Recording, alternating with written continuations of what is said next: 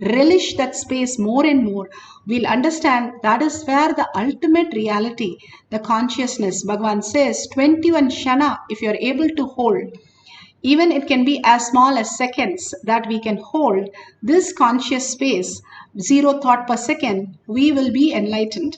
It is so simple. That is why he says it is like a blink of an eye, easier than the blink of an eye. When somebody asked Bhagavan, how can you say it is easier than blink of an eye when we have to struggle for so many janmas and years? Janmas we have to struggle, but he says it's easier than a blink of an eye, is because you start living the Charya Pada, the Vairagya in you start settling down, then it becomes as easy as a blink of an eye. If it is bhakti, he says it's going to take forever to bring that context into us. The bhakti, the fantasizing should become grounded into Jnana Vairagya Bhakti. How Gopikas understood Krishna is consciousness, the ultimate, and then they connected from that context to Krishna in deep oneness.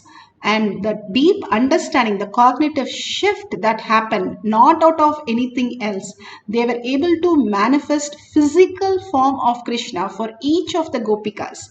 They were also in this Gurukulam where they learned the power manifestation and evolved into Gopikas where they were in oneness with Krishna. So each of us can experience the Paramashiva space in us and the ultimate that Bhagavan has created for all of us in this Kailash courtyard as an ultimate happening. Whoever comes to this have manifested. And Bhagavan beautifully says, even if you're manifested once rolling a coconut, it can be as simple as that. Experience the oneness or Kundalini Shakti. I am there to manifest and show you the higher and higher reality. So Bhagavan is manifesting through us. He is in this courtyard more present than all of us here manifesting, not just the meditation, but meditation to raise us as conscious being. Bhagavan's beautiful ways of manifesting and raising our reality and fulfilling all our outer desires. How beautiful the signs that he has given us. Be in the deep gratitude, earning space, and let's have one more cycle. If you're manifested, you can put a thumbs up. You can share your experience in the YouTube or Facebook chats, and we'll have one more cycle, one more round of deep experience with oneness with Paramashiva. Let's sit straight with the head, neck and spine in a straight line. Get into the Shakti Pada. How you enjoy Paramashiva. Paramashiva enjoys you more. If you understand that, you will be in greater oneness than you experience. Not only you are earning, he is waiting more than our earning. We are selectively earning. He is there permanently for us. So hold that higher cognition, how your mother is waiting for you, right? You are running up and down. So she is more there for us than we are there trying to do what we need to do. Hold that powerful space of Shaktipada, Bhagavan himself coming down as Parashakti and manifesting through us is the ultimate gift that Bhagavan can give us. And don't miss these experiences. The oneness space, Shaktipada, that you can experience and manifest as powers. Chant the Mahavakya, not just listen. Please put your gadgets away for a few more minutes and chant deeply the Mahavakya. And let's experience the power of Ashtamaha-siddhi, increasing the height or the length of the object. Let's start chanting the Mahavakya intensely. Paramashivoham. Om Nithyananda Paramashivoham. Om Nithyananda Paramashivoham. Om Nithyananda Paramashivoham.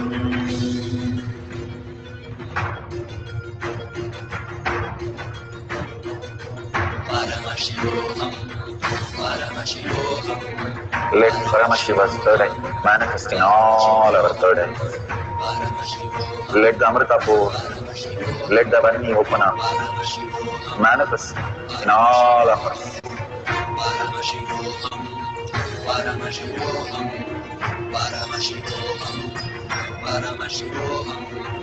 Let Paramashivoham overflow, manifest the powers in all our third eye. Om Nithyananda Paramashivoham. Om Nithyananda Paramashivoham. Om Nithyananda Paramashivoham. Om Nithyananda Paramashivoham. Om Nithyananda Paramashivoham. Om Nithyananda Paramashivoham. Om Nithyananda Paramashivoham. Om Nithyananda Paramashivoham. Om Nithyananda Paramashivoham.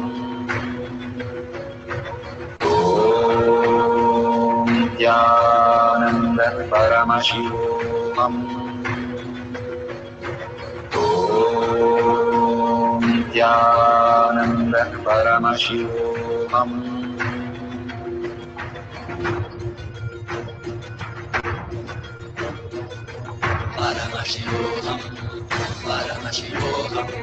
Let Paramashiva's third eye manifest in all our third eyes.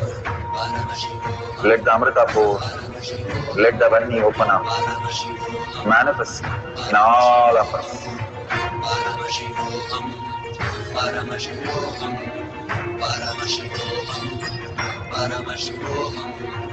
Let Paramashiva overflow, manifest the powers in all our third eyes. Om Nithyananda Paramashivoham. Om Nithyananda Paramashivoham. Om Nithyananda Paramashivoham. Om Nithyananda Paramashivoham. Om Nithyananda Paramashivoham. Om Nithyananda Paramashivoham. Om Nithyananda Paramashivoham. Om Nithyananda Paramashivoham. Om Nithyananda Paramashivoham. Om Nithyananda Paramashivoham. Om Nithyananda Paramashivoham. Om Nithyananda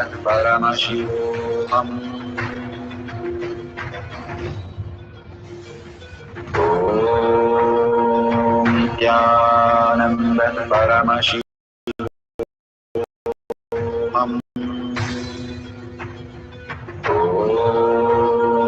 Nithyananda Paramashivoham. Om Nithyananda Paramashivoham. Om Nithyananda Paramashivoham. Om Nithyananda Paramashivoham. Om Nithyananda Paramashivoham. Om Nithyananda Paramashivoham. Om Nithyananda Paramashivoham. Om Nithyananda Paramashivoham.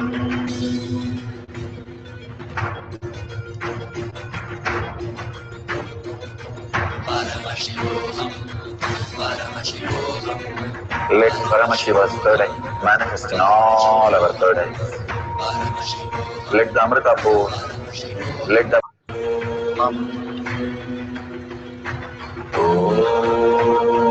Nithyananda Paramashivoham. Om Nithyananda Paramashivoham.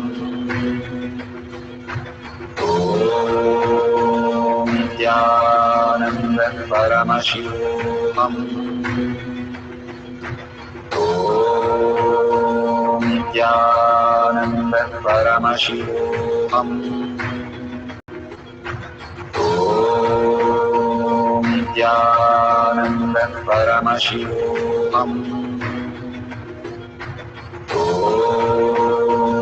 Nithyananda Paramashivoham. Om Nithyananda Paramashivoham. Om Nithyananda Paramashivoham.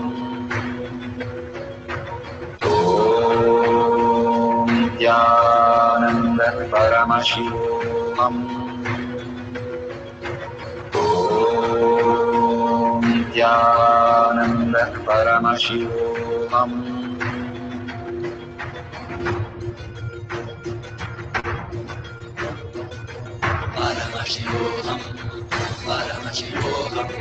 Let Paramashiva's third eye manifest in all our third eyes.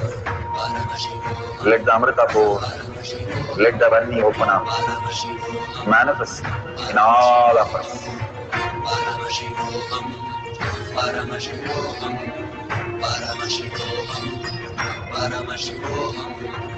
Let Paramashiva overflow, manifest the powers in all our third eyes. Om Nithyananda Paramashivoham.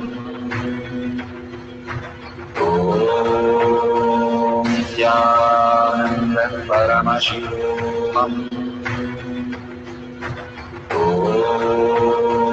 Nithyananda Paramashivoham. Om Nithyananda Paramashivoham. Om Nithyananda Paramashivoham. Om Nithyananda Paramashivoham. Om Nithyananda Paramashivoham. Om Nithyananda Paramashivoham. Om Nithyananda Paramashivoham. Om Nithyananda Paramashivoham. Verification process for. Let's go through the verification process and then the sharing. Verify the length that you are measuring is beautiful. There is the whole height, or you're measuring the size or the length, everything at least 5 to 10 units it should increase. Then you have manifested the powers fully. If you're only measured and it is only a small changes that you see, still you are manifesting the power of Paramashiva. If you experience only the Kundalini energy, or just the heat, or just the experience that you had, is also manifestation. You are continuously manifesting All that you see is Paramashiva. All that is happening is Parashakti. Whether you're drinking a coffee or you're making a huge decision, all the things are manifestation of Paramashiva.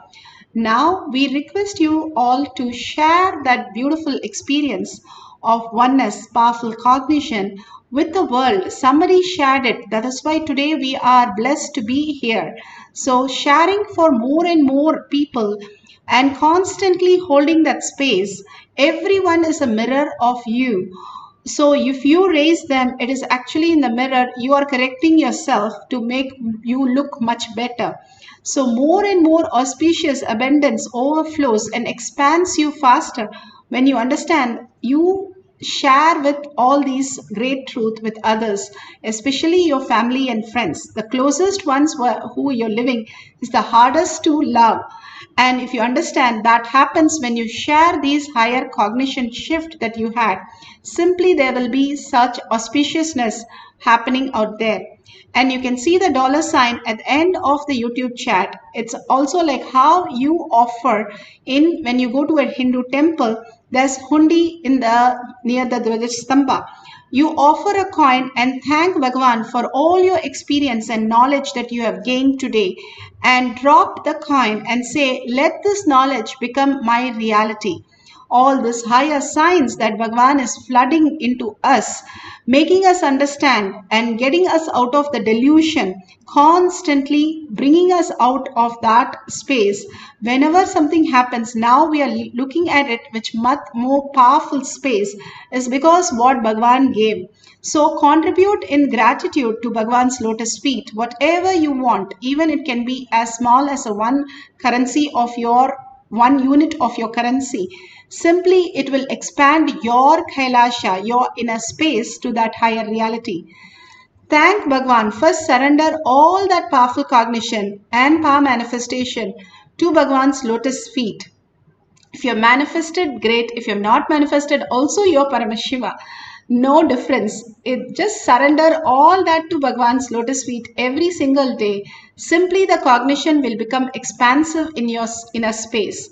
And ask in the earning and deep gratitude, ask Bhagavan to expand it into your reality itself. Again and again, when we deeply request, that becomes our cognition, and expansion beautifully happens in us. So with the deep gratitude, thanking each and every one of you here also to be here manifesting such great space of Paramashiva, let's end this session with the Purna Mantra. Om Purnamada Purnamidam Purna Purnamudashyate Purnasya Purnamataya Purnamevavashishyate. Om Shanti Shanti Shanti. Hari Om Tat Sat Sarvam Bhagavate Sri Nithyananda Paramashivam Padukarpanamastu. Om Nithyanandam. Thank you so much, each and every one of you, for a beautiful space of Paramashiva. Don't miss the next satsang, pre-satsang, and the power manifestation, Bhagavan's beautiful initiation. And today we have the Maheshwara Puja. Tomorrow morning we have the Maheshwara Puja. And that is the ultimate space, the completion with all the Pitrus. And it leads us to know deeper and deeper completion. All these rituals and all this is the Vairagya. Again and again participating and being in that oneness space releases from all the incompletion, the past janmas that we've been carrying and happening again and again as our karma. All that gets dissolved when we align to the higher reality. So thank Bhagavan and thank each one of you, and see you again after the next blessing, Barulvak or Darshan or Sat.